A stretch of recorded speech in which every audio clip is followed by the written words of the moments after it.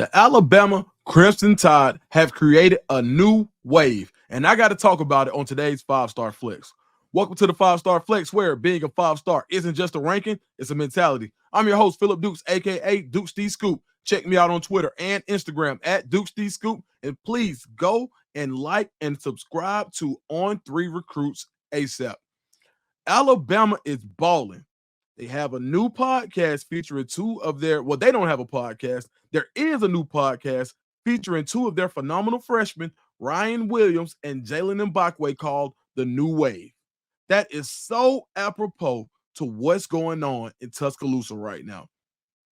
Alabama has the brand. Alabama has the pedigree. Alabama has the championships. Alabama has the players in the NFL that can reach back and contact these recruits. But when it comes to recruiting, Alabama has just caught its second win, and they've done it under head coach Kalen DeBoer and his right-hand man, Courtney Morgan, and I think they were so smart for locking this guy up and giving him a new contract, because this guy, and you'll hear it later on in the show, this guy's been so instrumental in Alabama being able to recruit with a national imprint. What Alabama is doing right now is phenomenal. And it's not about beating Wisconsin and South Florida and Western Kentucky. It's not about that. It's how they're doing it. They're playing an exciting brand of football, and this is so attractive to recruits. Right now, Alabama has literally lit the fuse to the dynamite. If they keep this up, I think they have an opportunity to have one of the highest rated classes in the history of football, of college football recruiting. Why am I saying that? Right now, Alabama has the number 2 class in the country. When you go look at where the players are in this class, you have in the on-3 industry rankings, you have to get to the 12th player in the class before you get one from Alabama. 12th. And when you look at the states, it's Mississippi, it's California multiple times. Shout out to Courtney Morgan. Multiple times they're going to get blue chippers from California to come from Cali to Tuscaloosa. Also, when you look at who's playing now, right now Alabama is playing. There have been 10 true freshmen for the University of Alabama that have played all 3 games. Now, they're not all getting snaps when it comes to offense and defense, but what they're saying is, come to Bama, and if you're the best person for the job, you'll play. That sells so well when it comes to when you're recruiting blue chip guys. They all have the expectation that they will play, that they're one of the best, and they'll continue to do that. They'll continue to be that. Well, Alabama is letting you know about 45%, almost half of their entire class last year that came in has played all 3 games. 22 true freshmen have played already. I don't have the stats for comparison, but at Alabama, I know that's not going on at other schools of the same ilk like Alabama, where you got 22 guys that are playing. That's incredible. And let's talk about the New Wave podcast. Previously, when we saw Alabama's players outside of Nick Saban and Alabama football, there wasn't a whole lot of personality.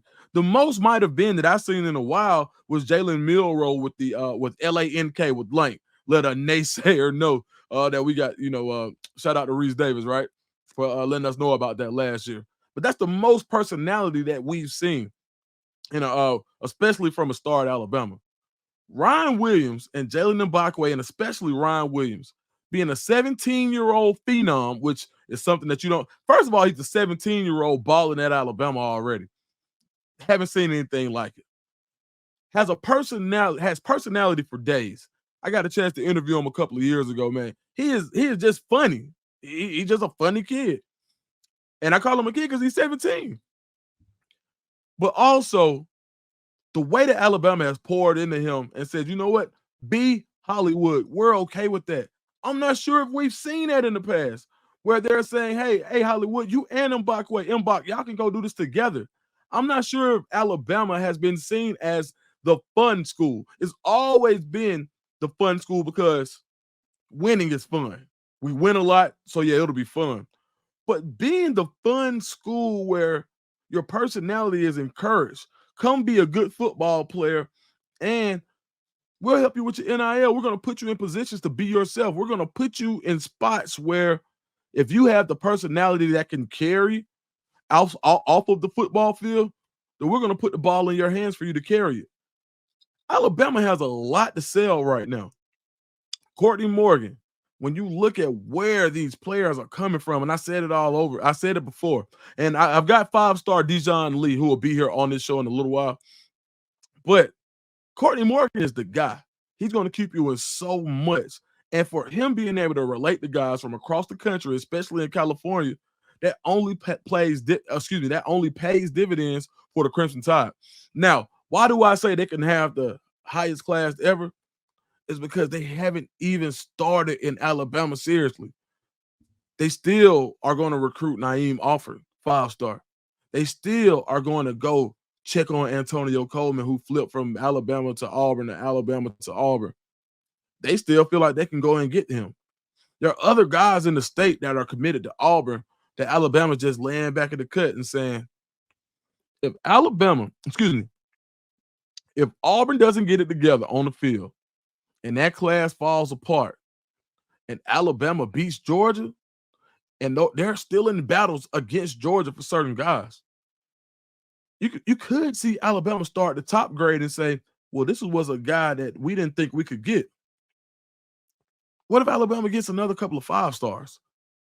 What if they improve on that class a little bit because Alabama is going this way and other schools who have blue chip recruits aren't going, their season isn't going the way that they expected and that recruits expected? Then you can see Alabama say, hey, you're doing all of this right now. You got the number 2 class in the country right now, and your 12th best player is from Alabama. Man, imagine that.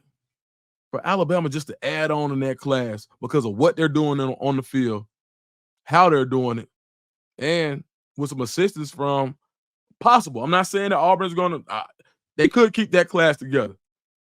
But if they do implode, and I'm not saying they will, but if they do, Alabama could possibly field the best recruiting class that we've ever seen. And right now, it's due to the new wave. Got Dijon Lee coming on next here on the 5-Star Flex. I'm here on the 5-Star Flex with 5-star cornerback Dijon Lee Jr. out of Mission Viejo in Cali. Dijon, what's going on? What's good? Hey, man, so listen, you got Alabama. You're committed. You're seeing Alabama come out and straight dominate. How does it feel to see the school that you committed to play so well and playing some young guys? It's definitely a good feeling, I don't want to go anywhere where, it's about politics and it's not about playing the best players on the field. So as I see, whenever I'm watching the games, I see all the freshmen playing. If you're the best, you're going to get on the field. And that's what I like about it. Who do you have the closest relationships with at Alabama? Damani Jackson, the senior from Cali, Okay. and Xavier Brown. Nice. What about on the staff? Definitely Coach Kane, Coach Courtney, and Coach Mo for sure. So Coach Morgan or Coach Courtney Morgan, with him being from California, how does that help you make the transition? It's a real good thing because, we got a close relationship and, ever since he was at Washington, he was rocking with me and he just moved over, kept the same energy. So it's like, wherever he went, he wanted me. So I just feel like we got a good connection. So with you being committed to Alabama and being from California, that's a cross-country trip. What kind of makes you feel good about coming to the South? I kind of want to get out of California, been here my whole life, test out something new. And, Tuscaloosa just feel like a great place to be. So that's just why I feel like that was the best place. What was your favorite part of Tuscaloosa that has you so locked in? Definitely the coaching. I don't really care about the environment, but it's a great environment there too. But definitely the coaching, the players having connections with everybody on the team, not having a problem with anything. So that was definitely the biggest part of it. Where have you developed the most on the field this year in comparison to last year? This year I definitely got better at my off game and most definitely press game too, getting hands on receivers. So, disrupting the timing of the quarterback, making sure I'm there and playing off, reading the quarterback eyes and getting some picks. All right, so talking about getting picks, Your first 3 games, you got an interception every game. What is wrong with these folks? Why are they still throwing the ball at you? I couldn't tell you, but it's just man, I wish I could, but I don't know. Hey, I'm just happy they still throwing it my way. It's gonna stop in a minute though. So growing up, you play linebacker, then you hit this big growth spurt. How do you feel like playing linebacker, like as a youth player, has helped you now as a 6'4" cornerback? It helps me a lot because people like to say corners don't like to tackle and stuff like that, but I mean, like, I'm not afraid to tackle at all. I'm like the second most in our team in tackles, so it's like it really helped a lot. So it makes me like a complete corner instead of just a cover guy. Speaking of being a complete corner, the schools that you were considering were known for having great cornerbacks. You look at UGA, you got the Champ Baileys of the world. You look at a school like Texas A&M, all the way back to Bobby Taylor. They have a really good history in that. So, do you plan on making it down to some of these other schools? Most definitely, I'll be at the Texas A&M Texas game, and I think Georgia versus South Carolina because I think I have a bye week that week, and I'll make it to the game. Okay. And when are you planning on going to Alabama? Next week, Georgia Alabama game. What are you looking for in this Alabama Georgia game to kind of just, I guess put a bow on your recruitment? Definitely, the corner play. I haven't been to a game yet, so I just want to see how they play in person, how they getting coached in person, so I can feel like, if this is the best place for me. It feels like it is most definitely, but I just want to see how the coaches are coaching in person, how they doing, and how they making sure their players are on it. When you go to Texas A&M, what are you looking to see? Pretty much the same thing. I mean, right now I'm locked in, but definitely got to check out different places just in case the coaching change or anything. So I'll be, looking forward to seeing how they play. They got bigger corners there, so it's very versatile, and it would be like fitting into the defense real easily. But it's the same thing at Alabama, so I'll just be looking to see how the taller corners play at that school. And what would be the reason you're going to visit UGA? UGA, Coach Smart, I got a great relationship with him. Got a great relationship with Coach Dante and T-Rob. So, I mean, they just all great coaches, all put people in the league. It'll definitely be a great visit. And I feel like the reason why I'm going to that visit is, see how they are coaching their players too. It's really just about the coaching part of it and making sure, I get the best development where I go. So are those the only visits that you're planning on taking? As of right now, yes. Okay. So when it came to Alabama, you made your commitment. What was it like when you actually picked up the phone and you called the Alabama staff and said, "Hey, I'm coming"? It was, relieving because, Right. everybody, like Georgia, everybody was still calling me and stuff. But, I called them and told them about it. I told them I was picking Alabama, and then I called Bama last and told them. And, they was just real happy, like everybody in the office. I talked to Coach DeBoer. I talked to the whole defensive staff, offensive staff. I talked to everybody that day. It was just, a good feeling. When you talk to Coach DeBoer, what's been his message to you about staying locked in with Bama?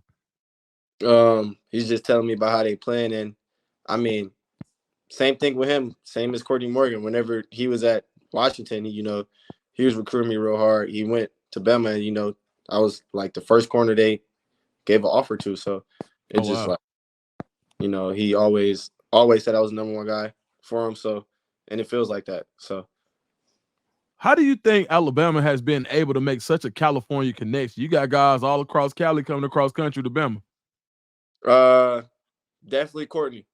Yeah. Courtney, yeah. He from California, so he got the pipeline for real. All right, Dijon, what can we look forward to? Will I see another 10 interceptions this year? Will I see you on offense? What can we look forward to on the remainder of your senior year? Hopefully they keep throwing the ball my way. If they do, I'll probably end up with 8 interceptions. That's what I want to end up with or more. And, offense, just contribute how I got to. If that means getting yards instead of scoring, that's what it is. But, it's really no goal for offense because I'm really going to college for defense. But at the same time, I want our team to win. So it wouldn't matter where they put me on offense. What does a successful freshman season look like to you? Most definitely going in, doing my job, getting there started. That's the first part. And then, going out there and just making plays. Hopefully 3 picks my first year, minimum. That's what I want. and then probably a couple tackles. They're gonna really run the ball my way my freshman year since I'm new on the block. So got to make the tackles, and then freshman all SEC. I want to be first team and everything. So there we go. All right, DJ, where can everybody find you on social media? Mustard._lettuce on Instagram. Dejon _Lee Jr. on Twitter, and that's really all I use.